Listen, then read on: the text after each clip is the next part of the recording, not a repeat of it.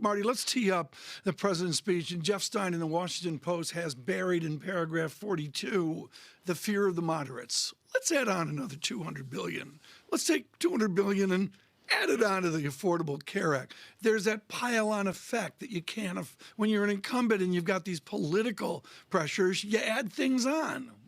You do. And, Joe Biden's first 100 days has been a remarkable response on COVID, but what is sort of happening is that he keeps adding going big as the Business Week. Going big and incremental big. Incremental big, and, no one's standing back and saying, well, hold on here a second, except for people like Joe Manchin. They got to get reelected, and there's many Joe Manchins. There's the moderates, Republicans, yes, but particularly moderate Democrats. Will he speak to them this week? He's going to try Wednesday night and try to explain his philosophy and why he thinks this is the time for America to fix some long-standing issues, and he's going to do it with dollars.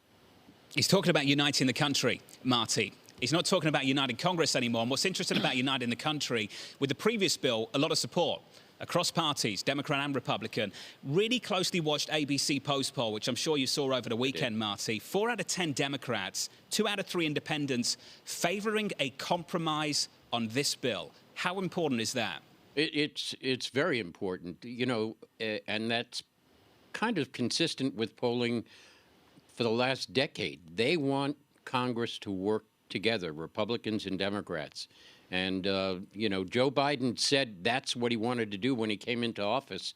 But he's going full speed ahead, even without Republicans. And, the polling shows that's not the way Americans want it to go.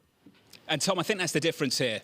The change. In the previous bill, there was a ton of support cross-party. There isn't this time around.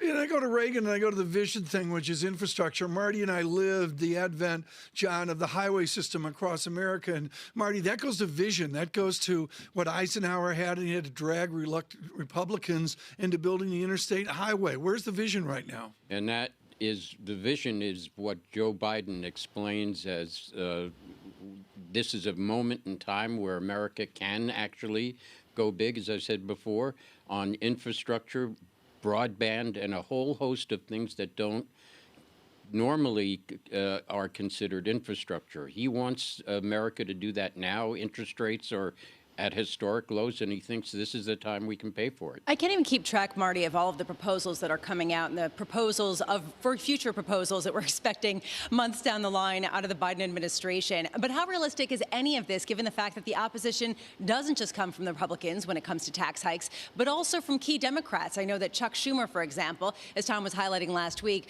really in opposition to some of these tax hikes without a repeal of some of the SALT caps. Yeah, I mean, the SALT caps are a tremendous hurdle that Joe Biden's team is going to have to get past. There are some rumblings that they may make some concessions in order to make sure that the Democrats in the Senate go along.